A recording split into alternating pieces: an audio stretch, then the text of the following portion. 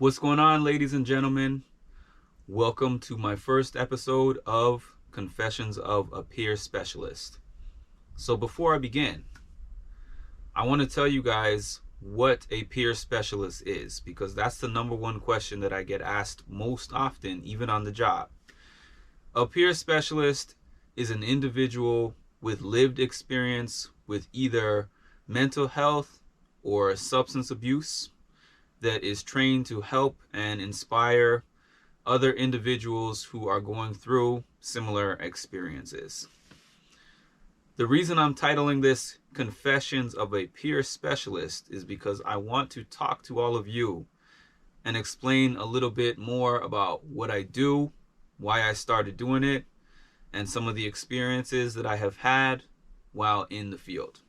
I think that it's important to be able to share, and giving this background will help you guys learn a little bit more about me, and also hopefully maybe help you when you hear relatable stories from somebody who has been doing this for the past 8 years. So without further ado, episode 1, Confessions of a Peer Specialist. One of the hardest things that I had to learn was about trauma bonding, and also you can't always bring people with you when you elevate.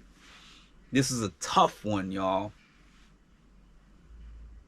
I remember some friends that I made when I first started going to my counseling center years ago. And these were people who would talk to me all day about my problems. We would each share stories about how we're suffering, about things we're going through with our families, things we're going through in our own heads, things we're going through with our social lives, our professional lives, whatever it was. We would just meet up in that program and talk and talk and talk all day about our problems. And then we would leave the program and hang out together and talk about our problems some more. When I finally started diving in to what it took for me to get better, the therapy, the treatment, and all that stuff, I started getting out of this deep, dark place that I was in and elevating. And I started realizing that those people who I had met at that very lowest point of my life were not elevating with me. I was elevating and they were hanging on to my legs. And I was dragging them with me. I was trying to go somewhere. I was trying to be somebody, do something different, and get to a different place.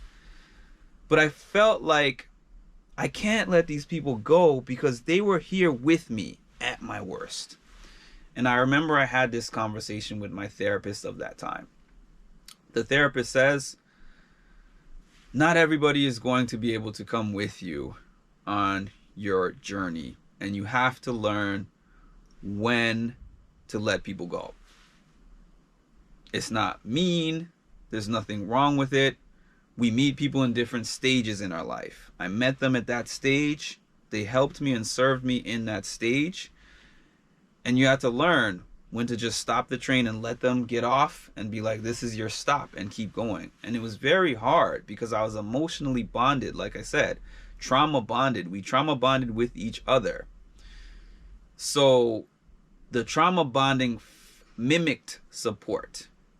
And that means that somebody was always there to talk to, but they weren't talking about something productive or some way to get out of where we were.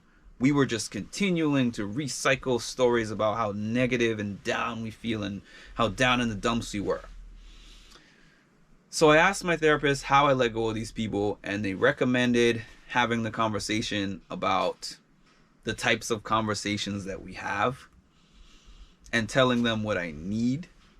So that was terrifying, but I did it. It wasn't received well. It was like, oh, now you get a little better and you get in this peer counseling role and you make some change, and now you don't remember nobody. You don't remember where you were and how far down you were and how I was there for you and this and that. It went the worst I could have expected and the best I could have expected, because that was the worst case scenario.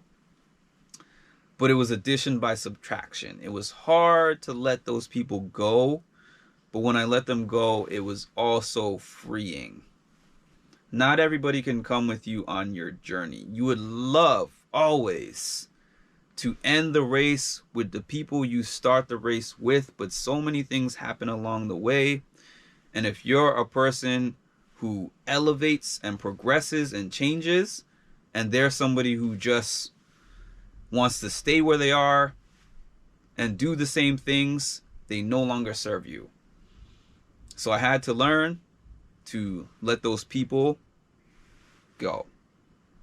People are there for a time, for a reason, or for a season. Know the difference.